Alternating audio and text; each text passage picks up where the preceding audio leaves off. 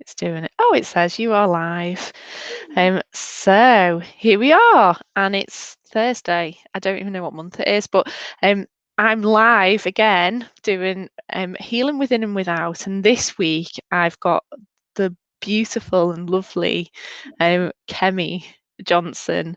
And we've just been saying before we came on that it's quite exciting because we've not had the chance to chat in a long time. So it's really nice to be able to do that in this format and be able to share some views as well about healing, which I think we'll find quite interesting because I think we'll come from the same place in lots of ways as well. So really, first off, I mean, I know that I'm going to have lots of people watching who already know who you are because they've come specifically to see you, because I'm sure lots of people just follow you about to see what you're doing because it's always fantastic. So but there might be some people who don't know who you are. So would you like to just introduce yourself and say a little bit about you and what you do? I would love to. So I was always meant to be a birth keeper. I was always meant to be alongside families. But when I had that realization when I was 15, I ran. So I went into accountancy instead because it's paper. And so I was doing that, but it kept calling me. Then I became a doula, in the evenings, and my sister was looking after my children. And then it became, I in tears answered the call to become a midwife. And then, so it's my second career, midwifery. I've absolutely adored it. And then started to see that although there were many, many midwives like me within the NHS, and I'd become independent, started to see that really maternity care is so often another direction within the NHS. And the registration bodies around it. So I've decided to kind of try and find my true calling as a birth keeper. So it's an ongoing journey. I just realized that my calling was quite a bit bigger than some of the thoughts and protocols around childbirth. I'm meant to tune into just the family, work direct for the family. That's been made impossible with the insurance situation. So I decided to let go of my Nursing and Midwifery Council registration. I can find the core, stay true to my calling, which was to serve families no matter what. So that's what I'm just wading through at the moment.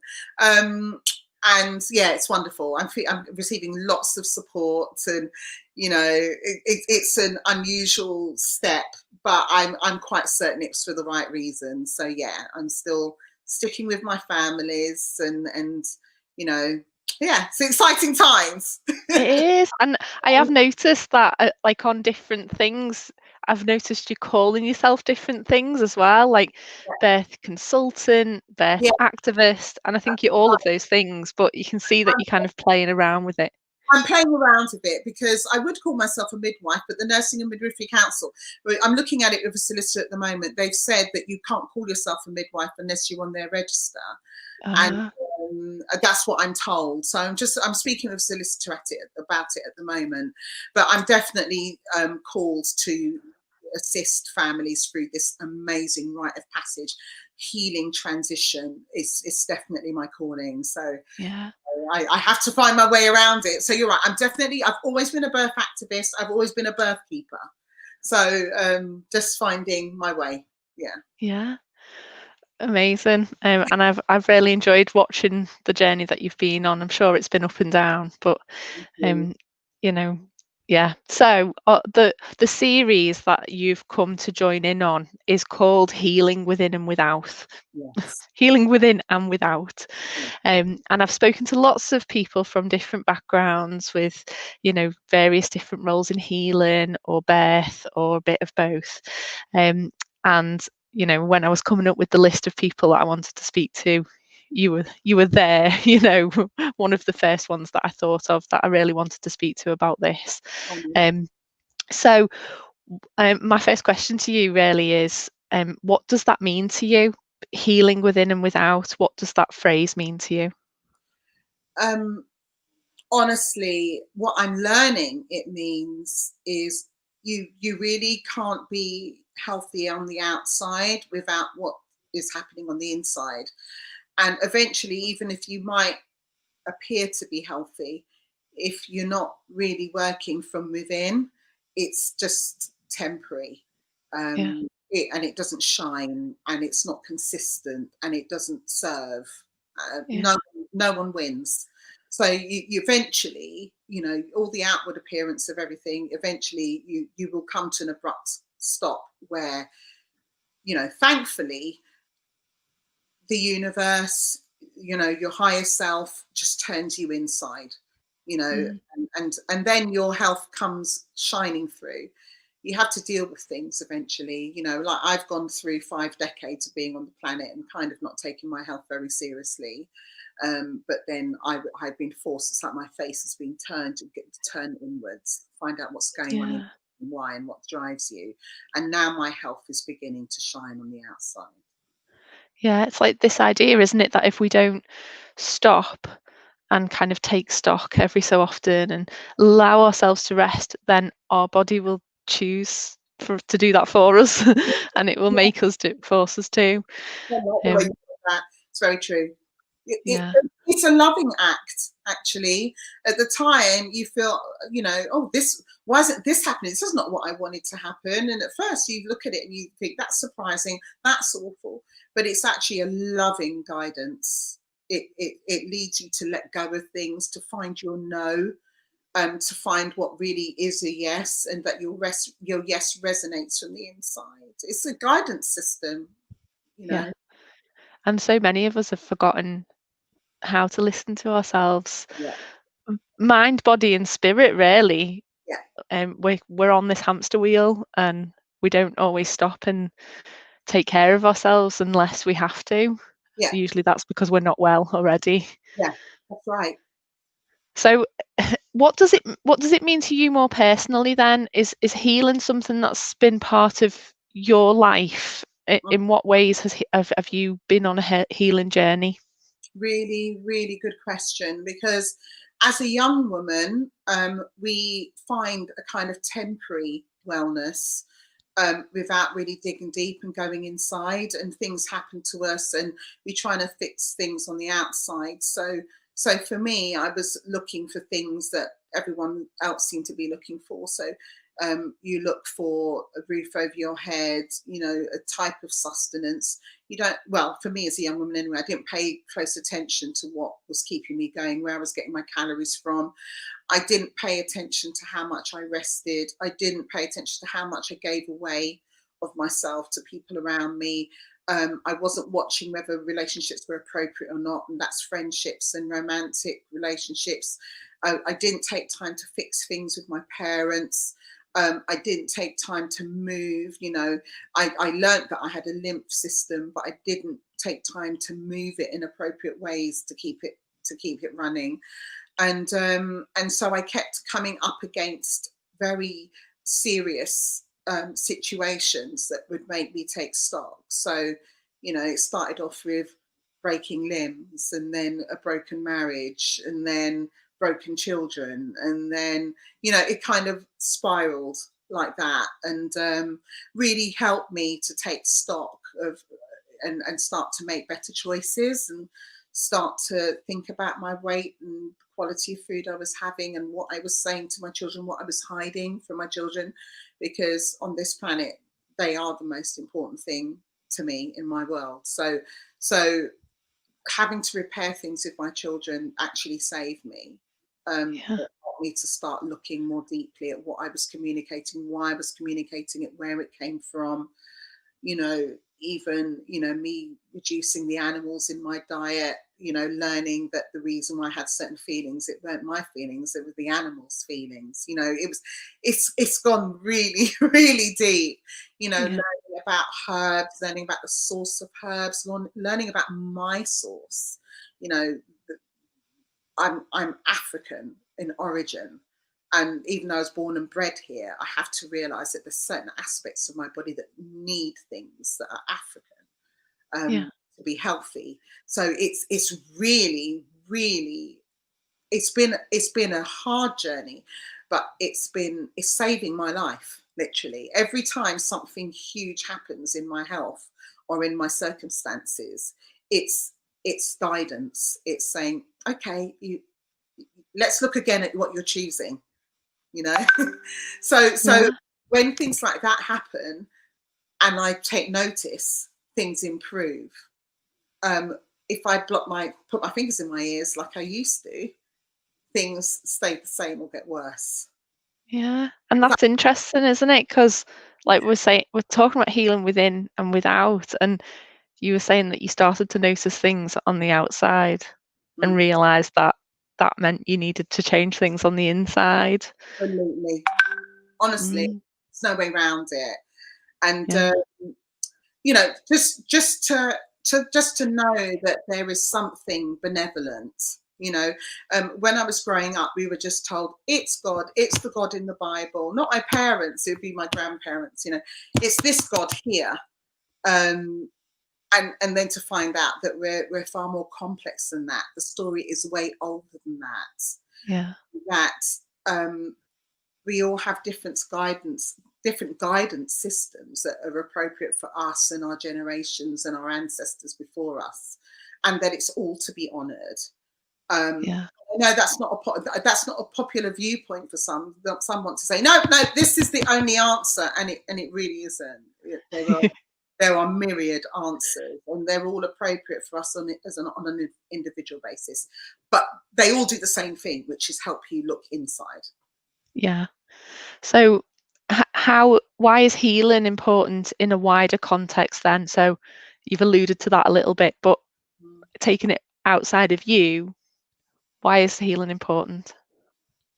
Self-healing, going inside, is so important because we can't really participate in other people's healing in a beneficial way without having done our own work. Even when I say participate in the healing, it's not that we're actively healing them. It's just being present at the time, being in the room at the time, being or responding at the time, or giving at the time. For our giving, for our assisting to be coming from a pure place, we have to be able to look inside and fix ourselves first. We can be in the process of fixing, like there's an interaction, I think, between all of us humans. Yeah.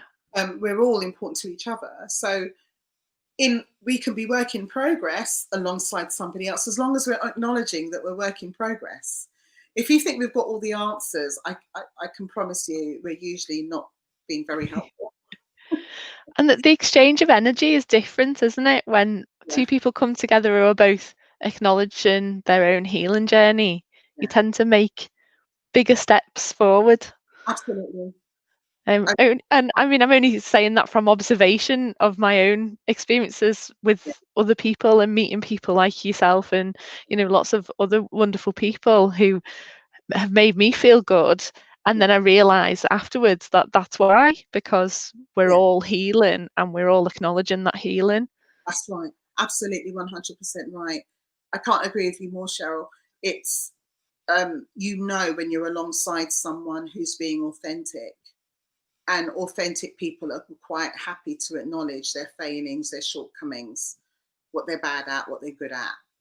Yeah. You know? And it really helps. It helps everyone move forward. Yeah. So I suppose healing is about all of that, accepting our failings and moving on from it and knowing that none of us are perfect. Yeah, And if we're all doing that, that would have a huge impact on society and relationships and communities and it lots really, of things. it really. So, I think there's you more know, acknowledging that path, though, Cheryl. I do. I'm from that generation that would stick their fingers in their ears and tra la la whilst things are burning around them. Um, yeah, I think more of us are truly on that path of authentic healing these days than ever. I feel that. yeah, absolutely. Yeah. And I mean, we say that, but it's easy for us to say that when we see that. Yeah, So stand. you see what you are, don't you? So, No, yeah, we see that because we're on that journey. so true. Those people who have got nothing to do with it Yeah, probably don't see it in the same way we do. fair enough.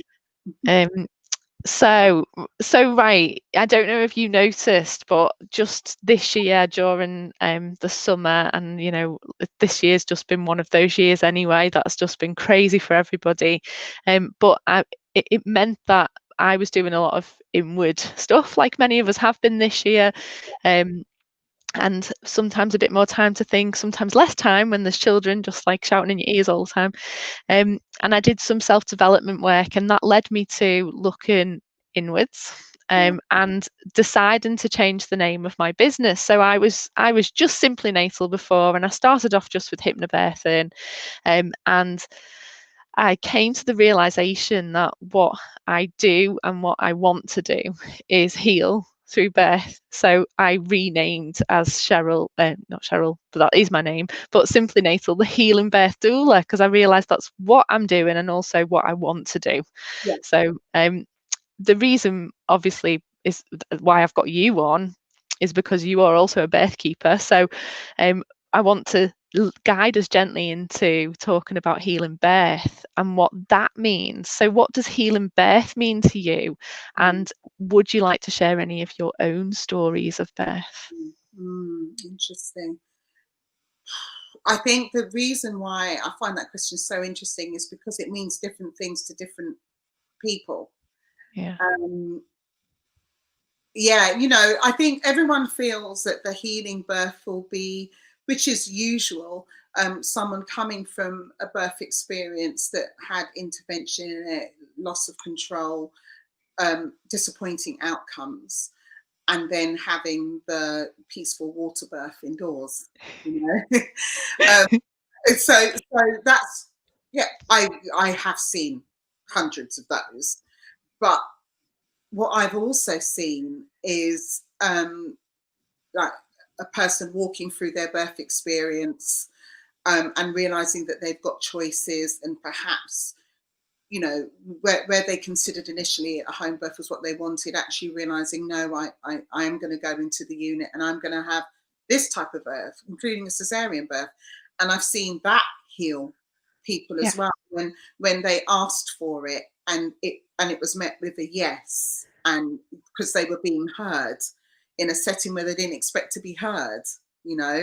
So I've seen that kind of healing birth as well, but very much what I've seen heals predominantly the most women is where they're heard and they have an inkling that they have the power to bring their own child forth, and they're just given the space quietly to do that. I've seen that heal most women. So and it won't just be the women that have given birth before, it will be the women that had heard loads of birth stories which depicted the loss of control and being done to, not really wanting that for themselves, and then finding out that they actually can bring forth their child without being done to.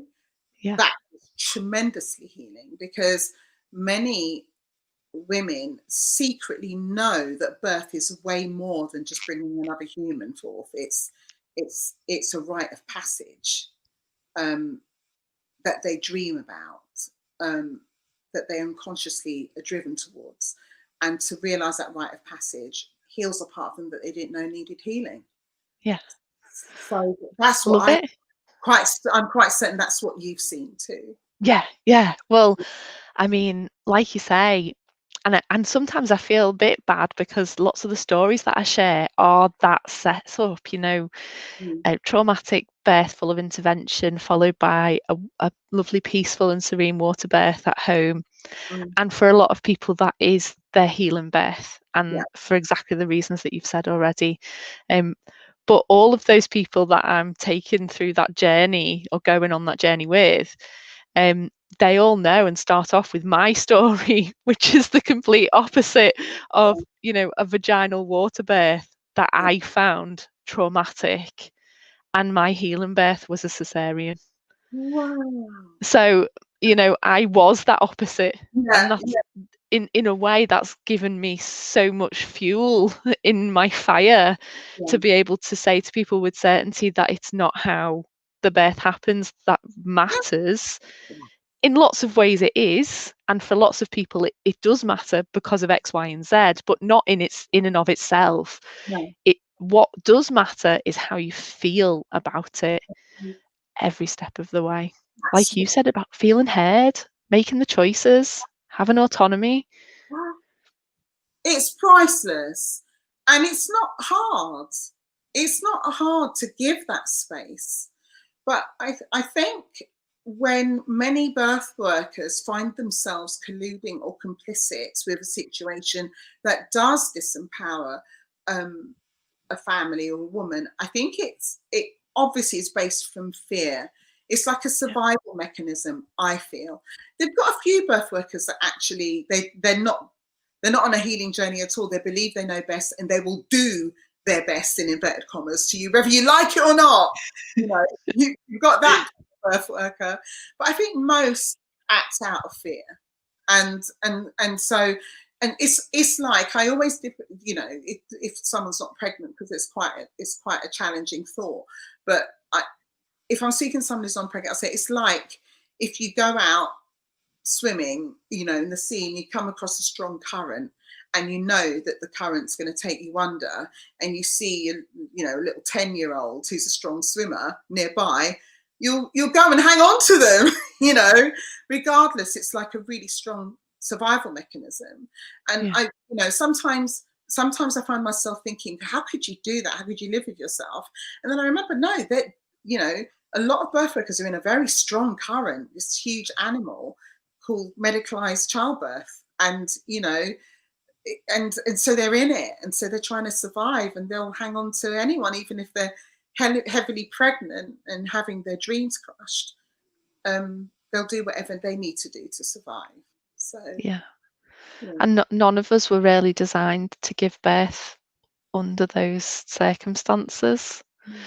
And no wonder, it's just no wonder that people end up so traumatized. And I mean, not even just traumatized, you know, we know that a lot of women in birth and people end up traumatized, but then there's a huge proportion that just end up like meh about it. Like they weren't particularly traumatized, but they also weren't empowered. Right. They just came away with it going, well, I'm alive. And that's not the way that birth is supposed to be, and it's not the way that we've seen it happen and know that it does happen. And how empowering it can be when that does happen. That's right.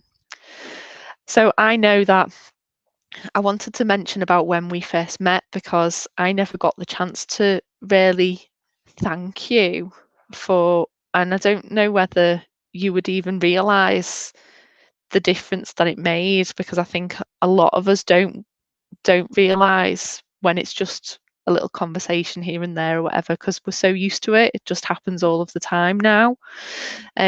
When I met you, I was doing my hypnobirthing training, and I was completely new to the birth world. So I wasn't doing anything before. I wasn't like already a doula. Then I came to hypnobirthing. It was nothing. It was from nothing to, I did hypnobirthing as part of my healing journey. I didn't know what was going to come from that. I didn't know I was going to become a doula and, you know, leave my teaching job and, you know, start all of this. I just came searching for healing for me, and found much more on that course than I expected to. And I kept it with me for a long time, that when I handed you a copy of my birth story, because I brought it with me. I don't know why I'd brought it with me in the first place, but I just had it there as kind of, I just need to have this in front of me to remind me why I'm here. And I gave it to you. And I remember, I feel quite emotional thinking about it. And I remember like the look in your eyes when you looked at it, and you were like, you know, and you like something passed between us, and you were like, you know, if you want to talk about this, then I'll talk about it with you. And I think for a time I thought that I was special, like, oh, my story must be really unique because, you know, this lady it was so kind to me about it. And then it wasn't until, you know, I got launched into the birth world and doing what I've been doing for the last few years, that what I realized was that, oh, the feeling that you had when you saw that was another one. It's emotional, isn't it? And it's when we're able to kind of pass on that empathy and understanding to other people, they then go on and start these journeys for themselves and find out that it's bigger than we first thought, and it's sadder than we first thought. And we're both going to end up in tears in a minute. So right, anyway, so I just wanted to say thank you for what you did for me, even though you might not have realised at the time that's what you were doing. I didn't realise. No, it's, it just goes to show how small we are, but how vast we are. That you and I got a chance to connect, and then you're doing this huge healing work for others. And why was I there? Because of the kindness of Catherine to open up this huge healing work for everyone through hypnobirthing. And people have got things to say about hypnobirthing, KG hypnobirthing, etc. But ultimately, it's very apparent it's a huge healing work rippling through all of us, through you, through me, connecting us both. The people we're now touching when we go into their homes and assist them with their birth, Cheryl. What that then means for the children born on your watch, Cheryl.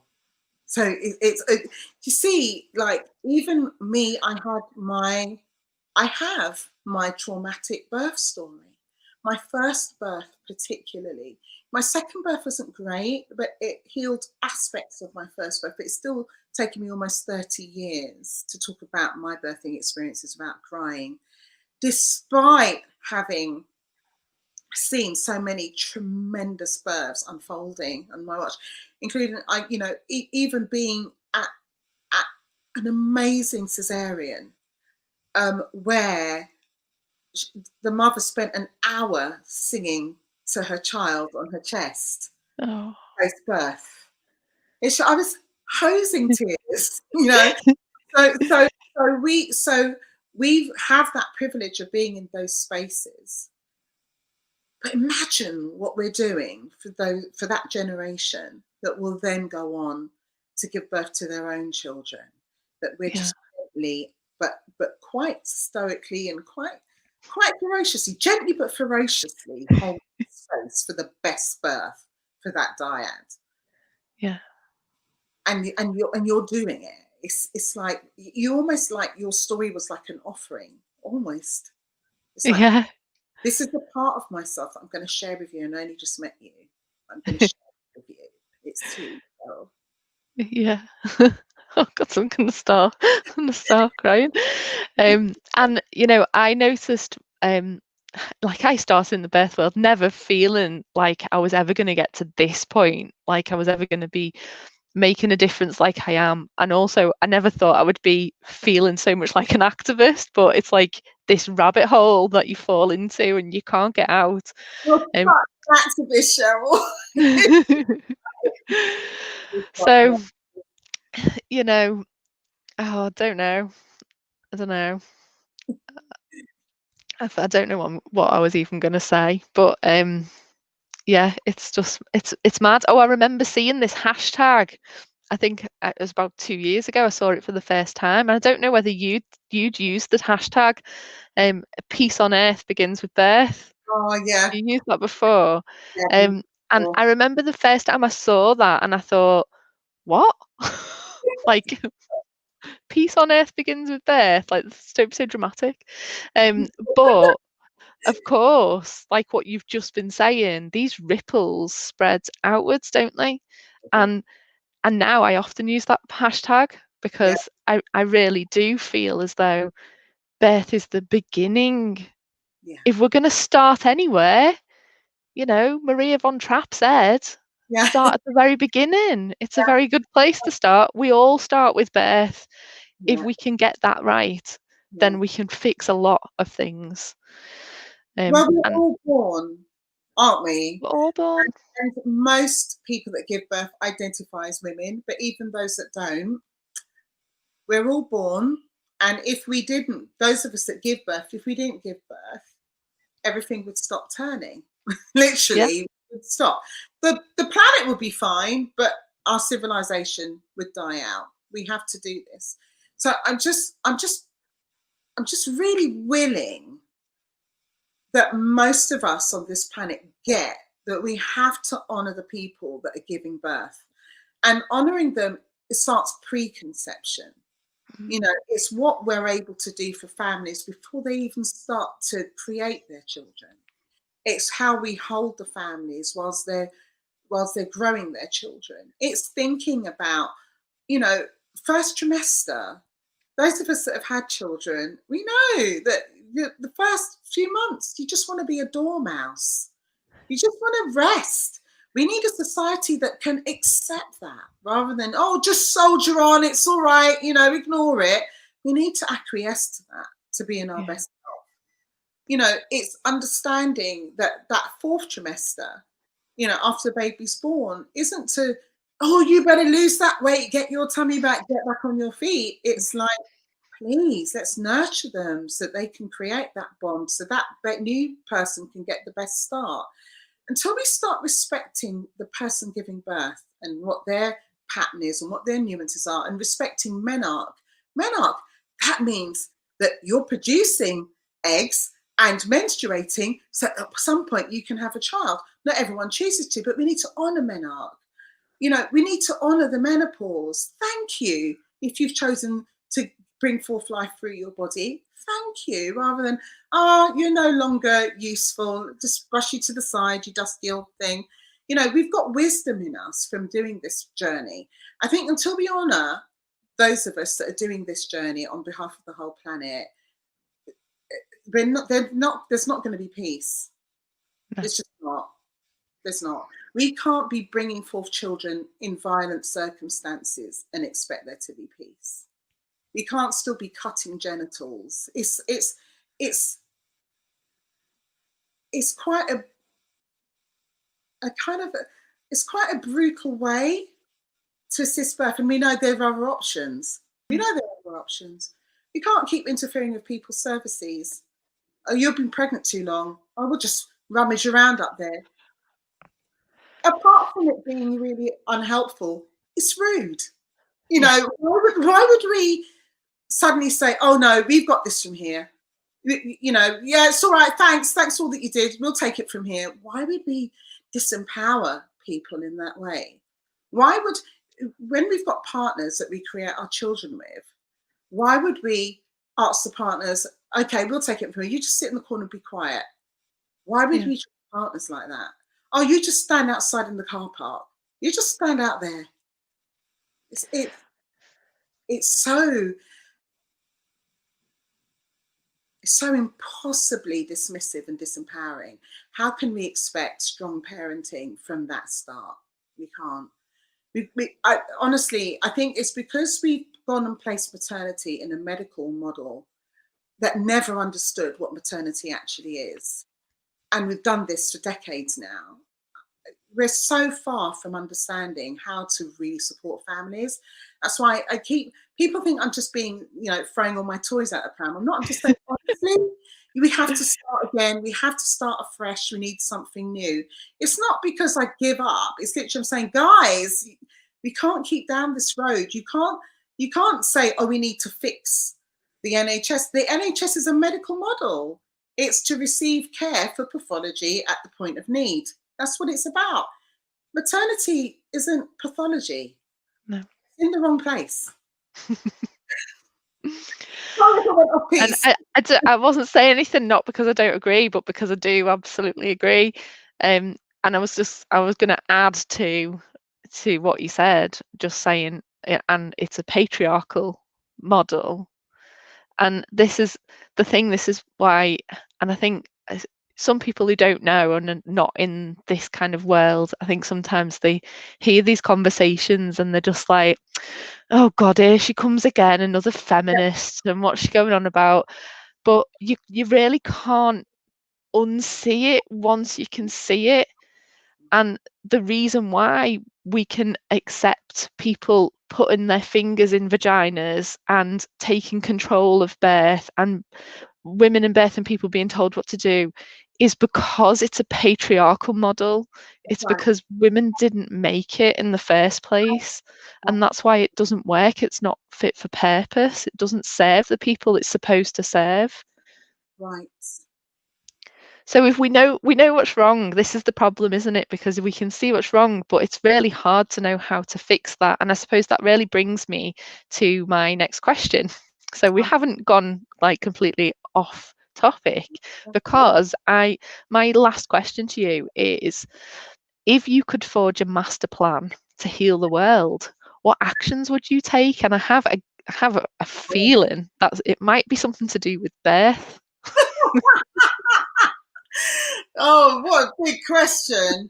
I would see who else agrees around the world, and I know a few of them already, and they've been approaching me on, private messaging, etc. And because I'm running to stay still at the moment, because of this SARS-CoV-2 situation, I haven't been able to really respond to them give it with the respect and the time it deserves. But we've got a new year coming, and I will be able to do it. There's a few people around the world that are saying we need to create something new, and we just need to put maternity in a different place, and in its own space.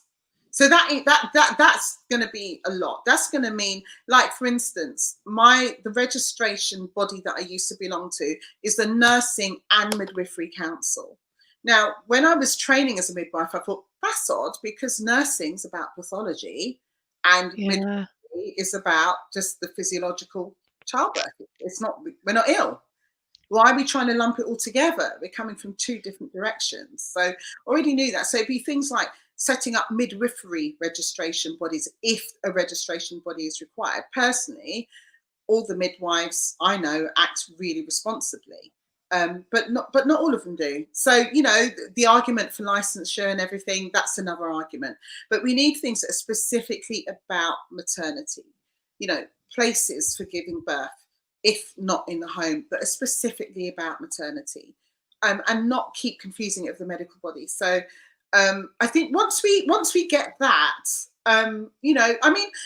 like, for instance, the Black midwives in America kept birth ticking over really smoothly, mothers and babies really healthy. And then there was a lot of jealousy, professional jealousy, mostly coming from doctors. Why have they got this going on? It's all very self-contained. We haven't got an in on it. And so they disrespected the Black midwives. And they weren't registered at the time. Then they forced registration on them and licensing that was almost inaccessible. And then they just ruined what was working really well for the women and the children. So when we see things like that happening, we need to come together to push back on it. And it's not just women, it's those that respect women, love women, honor women, that we can all come together and push back on that, protect that. There's been no protection. It's totally decimated care for women around the world. So we now need to create something new. We do. Are you going to do it? I'm part of it, yeah. I can't not.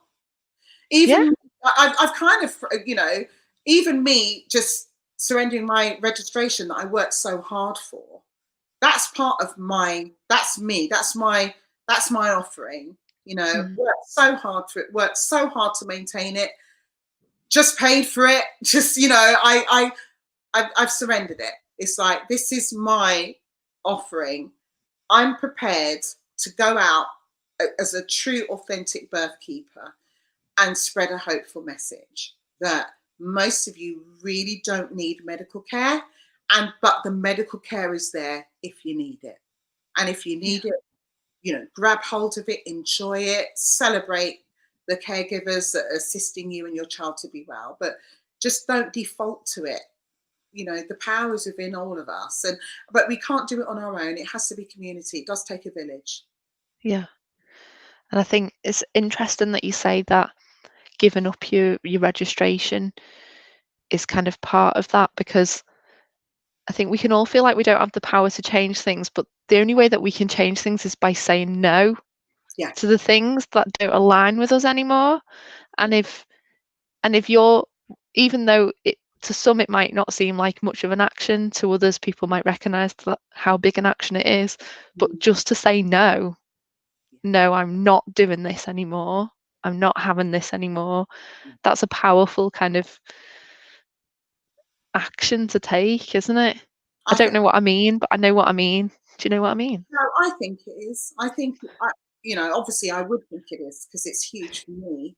Yeah. But, it became, it was coming from inside of me, that voice. And particularly when I would hear of harm caused to families by people that are on the register, by people that are insured, and unchallenged on the register, that nothing's going to happen to them. They're going to get up the next day and do exactly the same thing. Like, for instance, there was a poster that I saw today. It's been around social media. Someone, or I maybe know what you're going to say. I've seen it too. a group of people, thought it was okay to put up a poster about stretch and sweep. You know it, don't you, Shell? Because you're an actor. Misinformation and rank coercion, but they're going to stay on the register unchallenged. No one's going to take them to the NMC. Just wrong on so many levels. Yeah. They're lies. They're lies. They're literal, broad, in your face lies to coerce women into situations that will cascade to interventions that they're never needed, that will cause harm to them and their children, that is unnecessary. That And was on the board, and all the staff walking past it thought that was okay. And I can promise you, no one will get reported to the NMC. no. I can't align with that. No, oh no, absolutely. And that's it. That's exactly the point, isn't it? That when we're seeing things like that, we can walk past it. And by walking past it, we are part of the problem. And we have to be able to stand up and say, no, that's not okay. Right. Like, that can't happen ever. And for anybody watching who hasn't seen that poster, I didn't share it, haven't shared it because I don't want to share it, but I can tag to it at some point underneath of social media. But essentially it said, would you like to make sure that your labour starts naturally?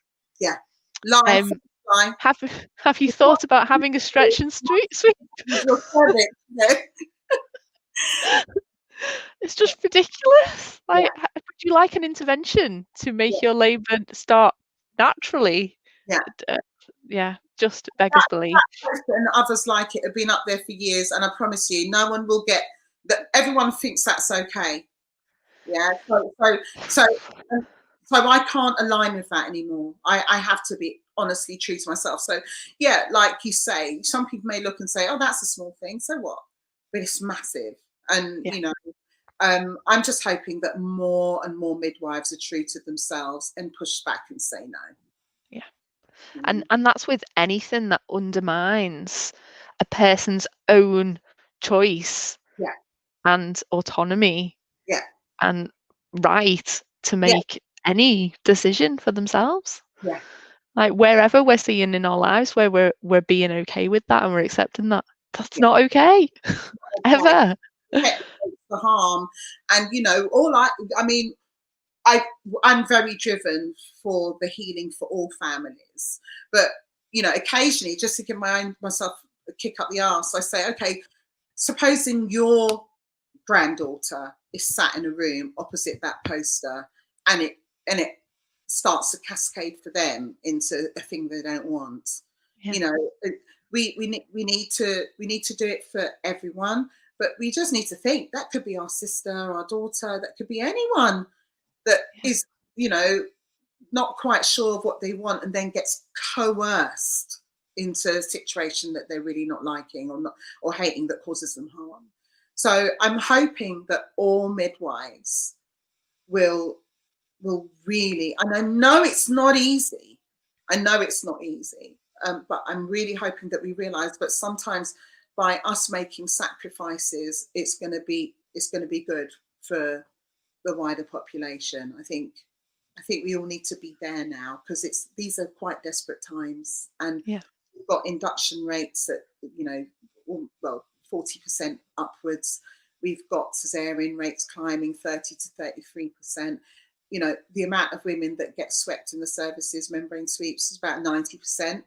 So I think we need to pull up the nose. Yeah. Really quickly. Enough is enough. Yeah. Yeah. Oh, Kemi, I've just really enjoyed catching up with you and just Thank you.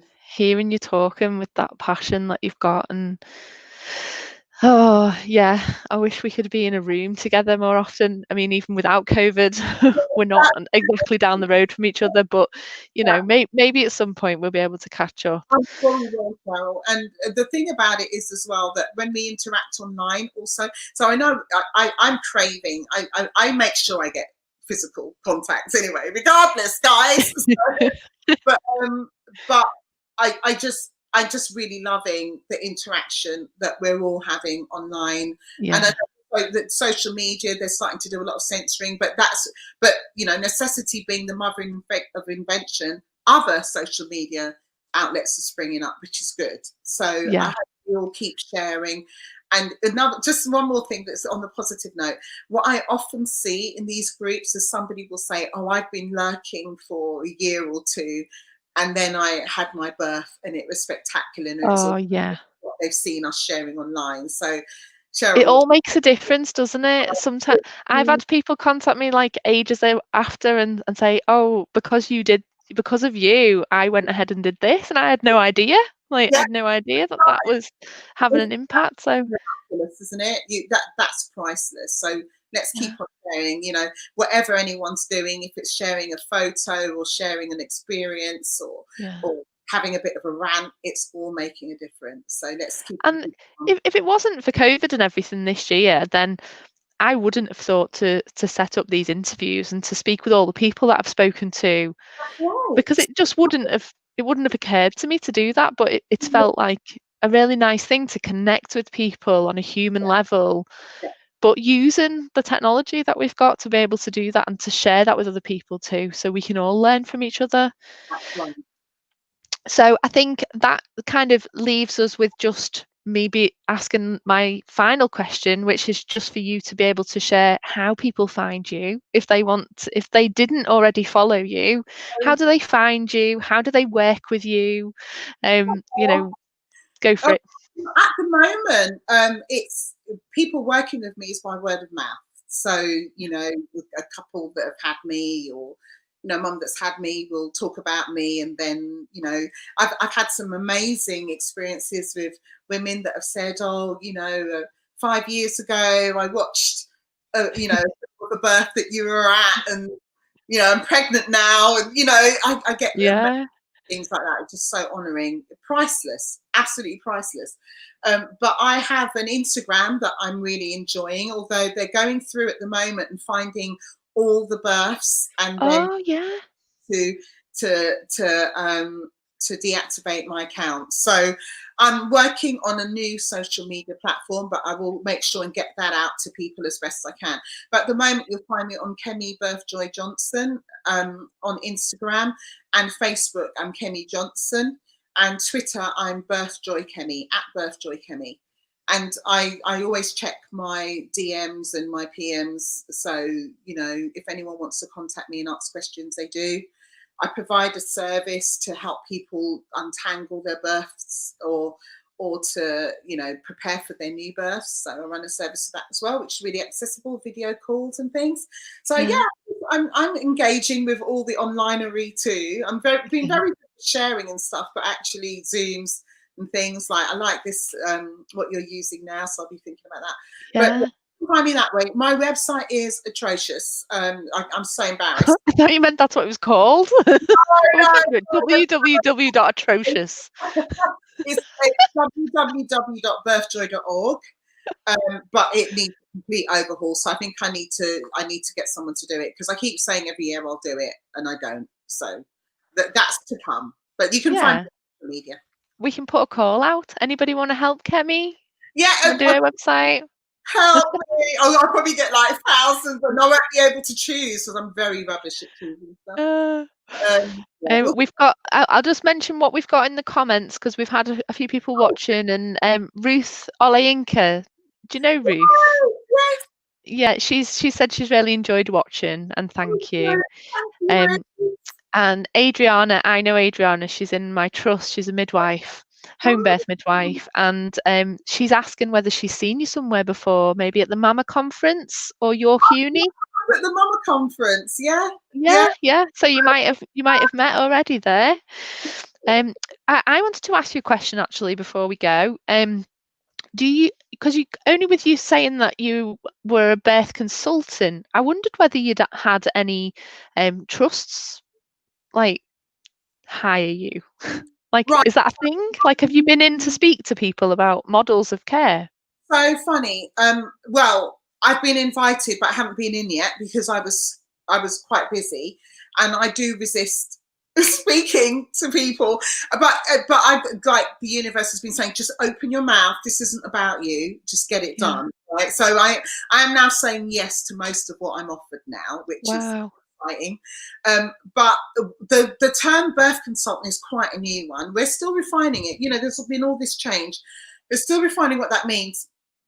I'm quite happy calling myself a birth keeper, but some people prefer the term birth consultant. So that's what it is. I'm not. Yeah, I mean, it's just a different connotation, and Yeah. it can mean anything you want it to mean. But I just wondered whether you do consult, mostly because I'm chair of my MVP, and I really want to be able to say, can we bring in a consultant to talk about how we might go forward with this? Somebody who understands home birth. I'm seriously thinking about it, but you know, being observing MVPs, observing everything generally, I just see that, you know, and I mentioned this earlier today in another conversation. We've had the Albany midwives bring in their expertise, the Kings. We've had neighbourhood midwives bringing in their expertise. We've had one-to-one midwives bringing in their tremendous expertise, Airedale midwives in Yorkshire, and all that happens is they get crushed and die. So it just has to be something new. I don't think, I'm honestly, with the best will in the world, I wish we could come in and work together and create something with the NHS. Yeah. It eats its young, it crushes you till you die. It just doesn't. It's just a drop in the ocean, isn't it? If a drop in the ocean I would like, but it never survives. Somehow, some way, it gets killed. So we can't do that. And the midwives that, you know, mortgage their houses and marriages end and sell their cars to set up these services and then get dragged through the NMC, and then there's no case to answer, but by then they've lost 3 years of work, and, you know, all the midwives are cast adrift. I don't want to do that to women anymore. No. We need something new.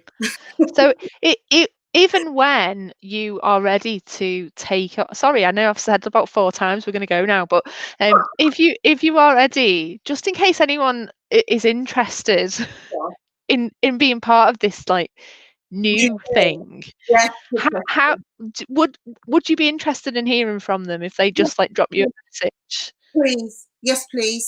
And I'm still thinking yet, because I've been saying it and saying it. There's a few of us around the world saying it, and we probably need to bring something together where, you know, midwives can register an interest and things like that. I think we do need to do that for this particular thought, because it's a thought that is literally running around the world. Certain individuals, we know it deep down. We know it. It's just taking maternity out of the medical model. So please just DM me for now, like any of my platforms, and then as soon as we've come together, a few of us, to create something that anyone can, you know, patch into. It might be another bit of web work that, you know, I can offer out. Then it will grow from there. It started as a whisper, but now it's kind of becoming a shout, particularly when most households that were planning home births or even birth centre births were just dumped summarily in the first lockdown, and now, you know, they started to build momentum again in the second, just to see how they were dumped, and then it was like faceless, and like, you know, it's not my fault, you know, speak to them over there, you know, and everyone's just like saying it's not my fault, I can't do anything about it. For families to be in that desperate situation, I can't ever stomach seeing that again. So yeah, it is time for something new, but we're all quite busy and chucked around the world. But yeah, sorry to go on. We will get something together. Just register an interest in me, and I'll keep an eye. I'll keep a list. That's amazing. Oh, thank you so much. It's been such a pleasure, Kemi. And Thank you so much, Cheryl. I'm sure that if anyone's got any questions that they pass to me, I can pass them on to you anyway afterwards, because I've taken up loads of your time. But thank you so much for coming on. And anybody who wants to catch up on the other healing within and without interviews, they most of them are available on YouTube, my Simply Natal YouTube channel, and Facebook. Some of them were live on Instagram, so they're the ones that are on Instagram are only on Instagram because it's really hard to share from Instagram. So thank you so much, and I'll be back next week. I'm actually talking to Kiki Hansard next week. Same time next week. So that's exciting. Yeah. And yeah, thank you so much. I want to say bye now. Bye, everyone. Bye-bye. Bye.